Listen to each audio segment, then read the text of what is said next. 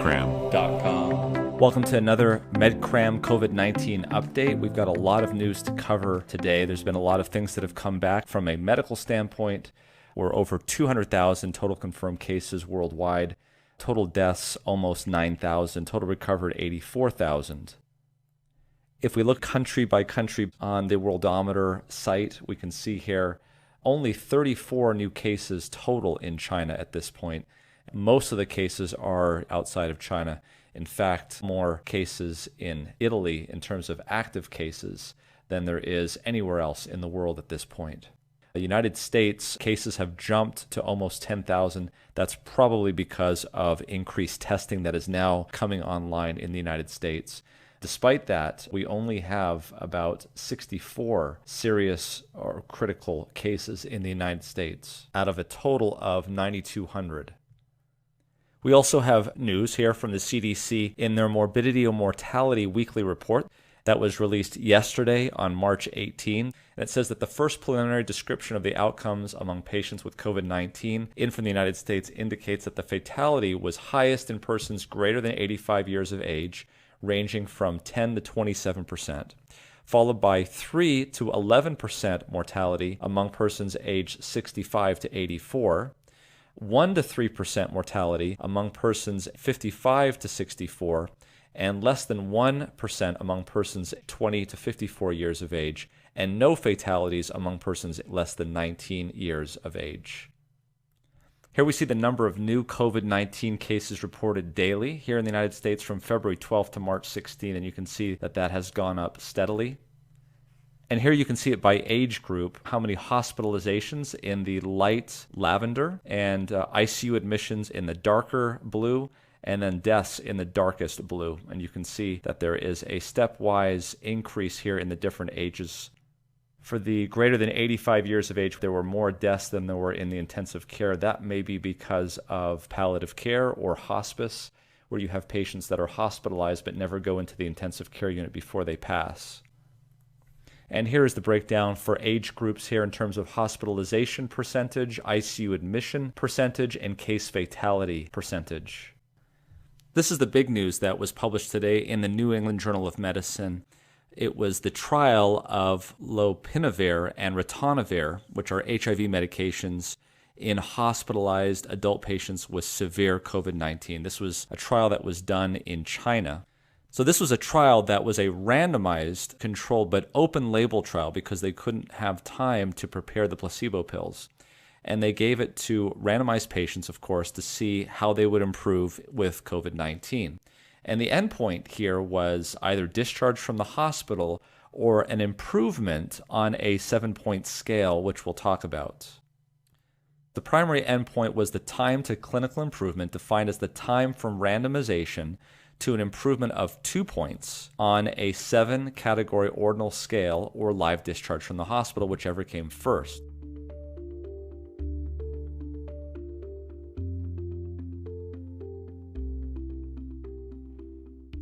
This has been used before, this 7-point scale, in other influenza studies, and this is the scale. 1, if you're not hospitalized with resumption of normal activities. 2, if not hospitalized but unable to resume normal activities. 3, hospitalized not requiring supplemental oxygen. 4, hospitalized requiring supplemental oxygen. 5, hospitalized requiring nasal high-flow oxygen therapy, non-invasive mechanical ventilation, or both. 6, hospitalized requiring ECMO, invasive mechanical ventilation, or both. And 7, death. So if there was a movement down of 2 points or a discharge from the hospital, that would indicate improvement. So you had 357 participants that were assessed for eligibility. There were some that dropped out, leaving 199 which underwent randomization. And you had 99 that were assigned to the intervention group, which was lopinavir, ritonavir, and 100 that were assigned to the standard care group. And like any good study should do, they show you what the two groups were and what their characteristics were. And if you look up and down the lopinavir, ritonavir category and the standard care, there really wasn't much difference between them at all statistically, which means that the randomization was pretty good. And if you look at these, you can kind of get a sense about who these patients were. The median age in both of these was 58. There was a majority of males here, which we've seen before. Body temperature, interestingly, was not febrile. So in terms of the median, 36.5 is not a fever. In terms of those that had a fever, we had 89% and 93%. We had a number of people that had respirations above 24. Those who had a systolic blood pressure of less than 90, notice, were very, very small percentage of people. So most of these people's blood pressures are actually elevated. The other thing that was interesting to note here is that the amount of people with relatively low white blood cells is pretty extensive. So typically this is what you're going to see. And you can look at the other characteristics. When you look at the types of interventions that were done, you can see, again, pretty much similar going up and down the categories. Let's take a look at the results. So again, here we've got days on the x-axis, and we have the cumulative improvement rate that we see in greater than 2 points. And so if this is working well, we should see that these things go up rather quickly. And in fact, what we see here is that while there is some space between the lopinavir and the ritonavir, it is not statistically significant. And so it turns out that this is a negative study. It did not show a difference between lopinavir and ritonavir and the control group, at least in these pretty severe hospitalized patients. You can see here in terms of the viral load, which should be coming down very nicely over time. Again, no real difference between the intervention lopinavir-ritonavir group and the control group. And so the authors drew this conclusion. In hospitalized adult patients with severe COVID-19, no benefit was observed with lopinavir-ritonavir treatment beyond standard care. There's been a number of questions about NSAIDs, and the recent issue in terms of the French minister saying that we should not use NSAIDs in COVID-19. And there's been a number of media posts about that. This one particularly, the World Health Organization backs call to avoid ibuprofen for coronavirus. The announcement supported a recent statement by the French health minister that ibuprofen may worsen the effects of COVID-19 and should be avoided. There's also this really good summary of the key points that's put out by a pharmacist organization in Canada, which we'll put a link to in the description below, that also goes through the salient points about the possible risks and benefits of NSAIDs in COVID-19. But let's talk a little bit about what are NSAIDs and what does it have to do with viruses. So NSAIDs stand for non-steroidal anti-inflammatory drugs. And the reason why is because for a long time, the thing that reduced inflammation were steroids. So these were a new category of medications that were not steroids but could reduce inflammation.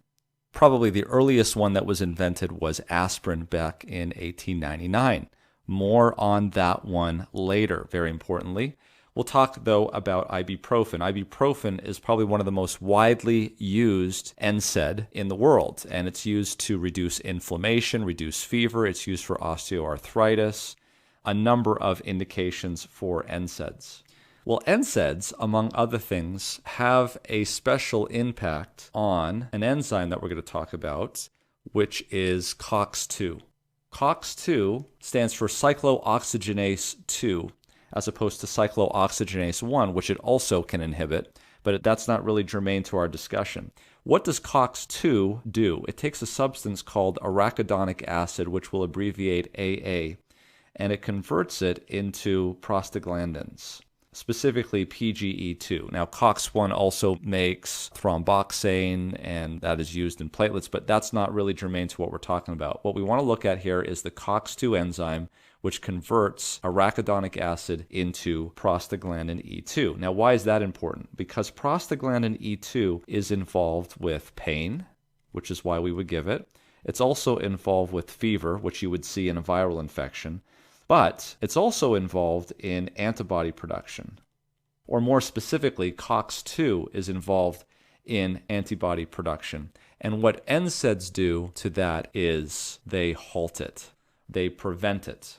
Now, antibodies are important. Antibodies are made by B cells, and B cells make these antibodies to go out into the serum and attack things that should not be there, things like viruses. So you could see why NSAIDs may cause a problem. Yes, while they get rid of pain and fever, they can also hit your antibody production. But NSAIDs, specifically ibuprofen, and to a lesser extent other NSAIDs as well, they also have another function because they also inhibit some other things. They apparently can inhibit viral replication. And it's been shown to hit the SARS-CoV, not 2, but the original, the one that was from 2002. It's also been shown to attack the canine version of coronavirus. And it's also been shown to be toxic and inhibitory to both influenza A and B. So the question is which one is it doing more? And you can see why there might be benefits on either side and risks on either side. What do we do? So this pharmaceutical organization that put out this statement from Canada that was prepared a couple of days ago, they say here, further research, including randomized controlled trials, is required to determine the impact of NSAIDs on coronavirus infection and subsequent disease. And they go on to talk about confounding variables.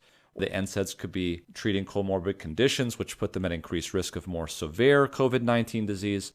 And so the bottom line is you need a randomized controlled trial. So I think the answer at this point is we don't know based on this data. So then I did something really weird. I went back in time to an epidemic of a viral illness that was a pandemic, and at the time they actually had an NSAID, and it was given quite liberally. And so the question is, what happened at that time, and what were the observations? And it actually was really quite interesting.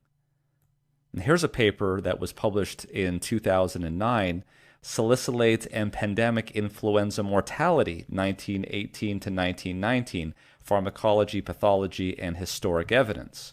And we'll put a link to this as well in the description below. And what it talks about is that aspirin had just come out in 1899, and it was a fresh drug to be used at the time, and it was a great way to get rid of fever. And some people thought that if you could just treat the symptoms of the flu, the patient would get better. And one of the big symptoms of the flu, of course, was the fever. The paper goes into discussing what the toxic dosages are today based on what we know. At the time, people would be given large doses of aspirin until they saw toxicity, and then they would sort of pull back.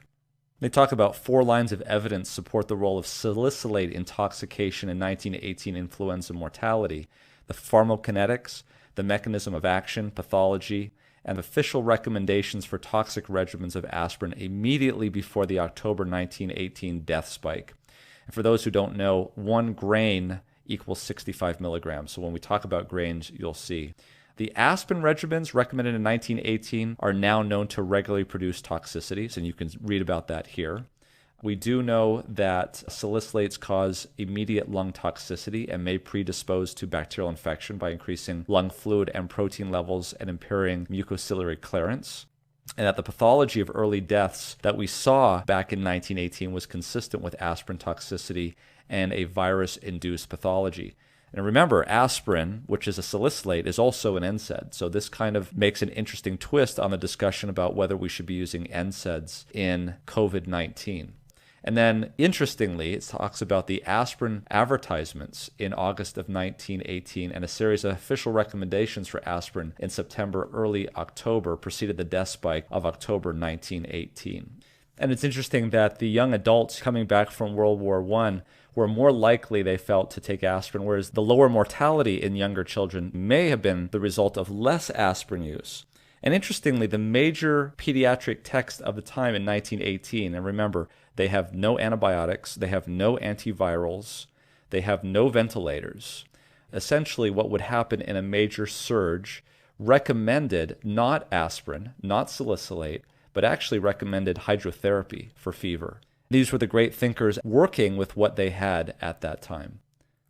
And we can see at the time that there was a dichotomy that was set up in the treatment of the Spanish flu back in the 1918, 1919. Those that really believed in the pharmacodynamics and pharmacokinetics of aspirin, and those that would treat with hydrotherapy. This is Dr. William A. Pearson in 1919. I'm quote, "None are so blind as those who cannot see that the average mortality of influenza patients treated by homeopathic physicians was actually only about 1/30th, and that's a 30, not 13th, but 1/30th of the average mortality reported by all physicians. And then Dr. C.J. Loiseau from Des Moines in 1919 says, the German aspirin has killed more people than the German bullets have. So the question boils down to, what are we getting in terms of risk benefits of these NSAIDs and ibuprofen or even aspirin? Are we confounding the mortality of 1918 with the dose of aspirin? Some would say yes.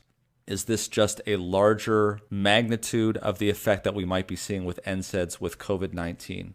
I think it bears testing. I think at this point we don't have enough answers for that.